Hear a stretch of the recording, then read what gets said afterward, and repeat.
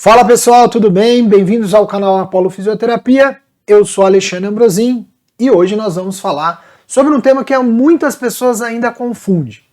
Você sabe a diferença do que é o desmame ventilatório e o que é a extubação? Eu vou definir esses dois conceitos para vocês nesse vídeo. Então, se você não quer mais errar sobre esses dois temas, tem que assistir o vídeo até o final, tá bom? Eu aproveito aí para pedir que você se inscreva no canal Apollo Fisioterapia, que você curta os vídeos do canal e também que você aperte o sininho, porque daí toda vez que eu lançar um vídeo novo, você vai receber uma notificação e não vai perder nada do canal Apollo Fisioterapia. Bora lá pro vídeo de hoje.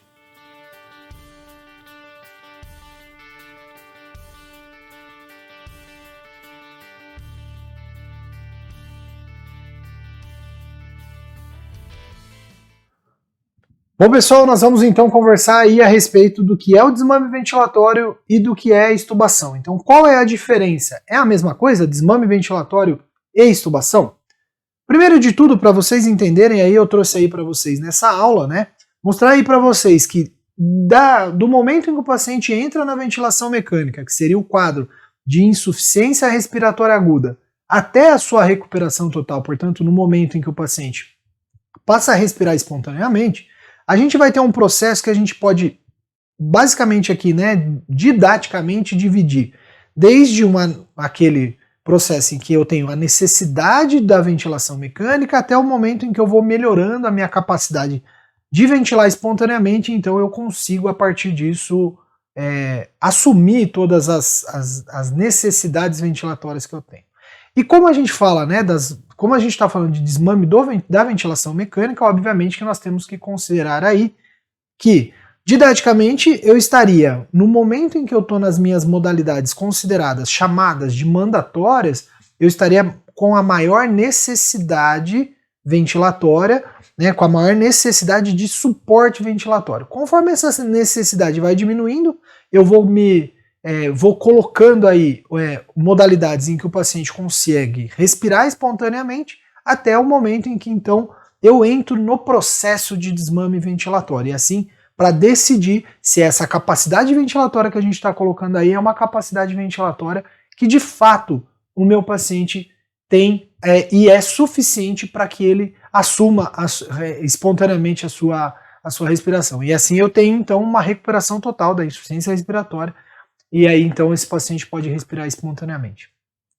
Como que a gente avalia o momento da extubação? Então é básico isso daqui, quando a gente fala de desmame ventilatório, é fato que durante a ventilação mecânica, durante o processo de insuficiência respiratória, a demanda ventilatória aumenta muito ou a capacidade ventilatória do meu paciente diminui muito. Então eu tenho um desequilíbrio entre a demanda e a capacidade ventilatória do meu paciente.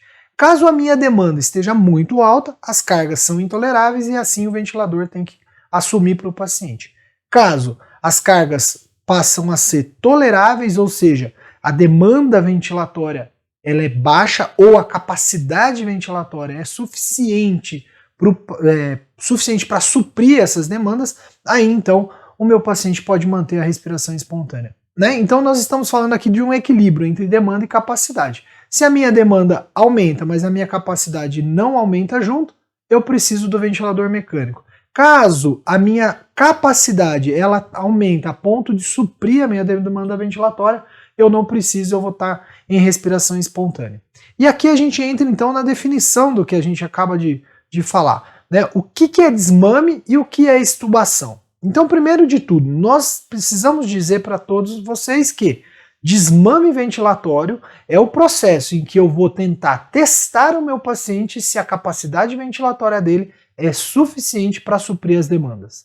E quando eu falo de um paciente que tem sucesso no desmame, é aquele que conseguiu passar por um teste de respiração espontânea. É aquele que, ao ser testado, colocado em algum tipo de teste de respiração espontânea, ele conseguiu ficar fora do ventilador. O teste de respiração espontânea já foi assunto aqui do canal Apollo Fisioterapia, então eu vou deixar na descrição do vídeo e vou deixar aqui num card em cima desse vídeo aqui, para que você depois acompanhe sobre o teste de respiração espontânea. Já a extubação é a retirada do tubo orotraqueal. Então é um momento em que desmamado o paciente, eu já decidi que ele consegue respirar sozinho, agora eu vou tirar o tubo. Né? Eu já defini aqui para você extubação e fiz um vídeo falando o que é extubação. Então, extubação é a retirada do tubo. Lembrando que eu não posso falar desentubação. Tem um vídeo também falando sobre esses termos aqui no canal Apollo Fisioterapia. E por fim, a gente considera aquele paciente que tem sucesso na extubação aquele que ficou pelo menos 48 horas fora do ventilador mecânico.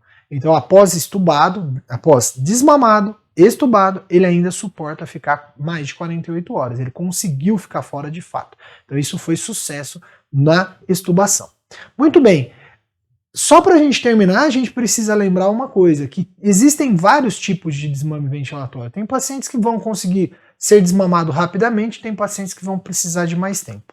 Então, considerando as definições da Diretriz Brasileira de Ventilação Mecânica, a gente considera um paciente que tem desmame chamado de desmame simples, o paciente que faz um único teste de respiração espontânea. E esse paciente passa pelo teste e é extubado.